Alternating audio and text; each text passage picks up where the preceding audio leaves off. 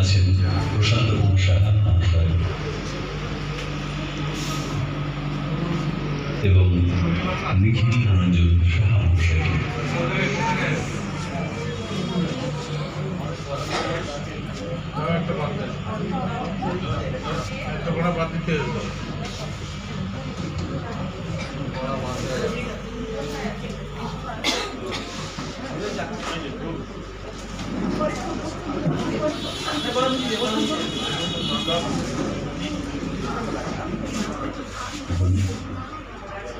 বক্তব্য রাখছেন আমাদের চেয়ারপারসন দীপ্তি রায় মহাশয়।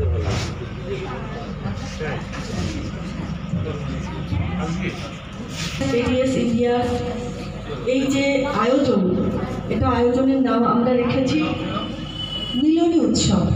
সত্যি যে আমরা সংগঠনের বিভিন্ন প্রান্তে আমরা রয়েছি, কিন্তু আজকের দিনে যে আমরা সবাই দূর দূরান্ত থেকে, সেই বর্ধমান থেকে এসেছে বনগাঁ বাগদা থেকে এসেছে, মানে এটা আমার কাছে ভীষণ ভালো লাগা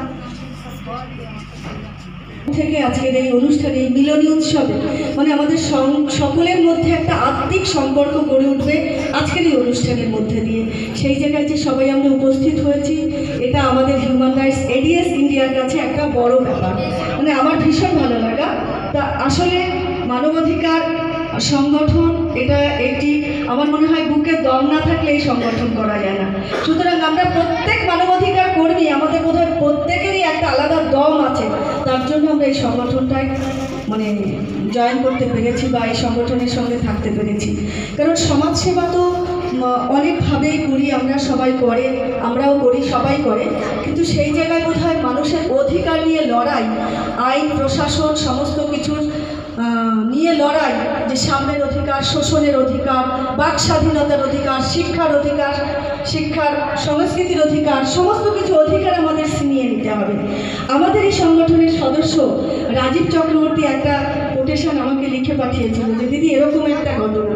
আসলে ঘটনাটা হলো এই, আমরা যেখানে আমরা মানুষের অধিকার ক্ষুণ্ণ হয়, সেখানেই বোধহয় মানবাধিকার ঝাঁপিয়ে পড়ে। সত্যি তাই, আমরা একদম সেই 24টা ঘন্টা আমরা কিন্তু প্রত্যেকটা সময় আমরা এই মানবাধিকার সংগঠনের পক্ষ থেকে আমরা সবাই বিভিন্ন প্রান্ত থেকে সবাই পরিষেবা দিয়ে থাকি। সেই আমার মনে হয় সেই শিলিগুড়ি, দার্জিলিং, বালুরঘাট থেকে শুরু করে আজ আমাদের একদম সমুদ্র, সেই দক্ষিণ 24 পরগনার সমুদ্র পর্যন্ত আমাদের সংগঠনের কর্মীরা রয়েছে। আমাদের অন্য ভারতবর্ষের আরও 4টে স্টেটে রয়েছে আমাদের সংগঠনের সদস্যরা। তাহলে আজকে আমরা এই সংগঠনের এই যে পরিব্যক্তি ঘটেছে, সেই পরিব্যক্তির মধ্যে দিয়ে আমাদের কিন্তু বড় রকমের একটা আত্মতুষ্টি যে আমরা মানুষের জন্য কিছু করতে পারছি, এগিয়ে যাচ্ছি। কারণ মানুষ, এই মানবাধিকার হলো কোনো ব্যক্তি বা কোনো ব্যক্তি বা বিশেষ কোনো বস্তুর জন্য কিন্তু যে অধিকার, সেটা নয়। মানবাধিকার মানুষের শক্তি, সাহস এবং তার ব্যক্তিত্ব অর্জনের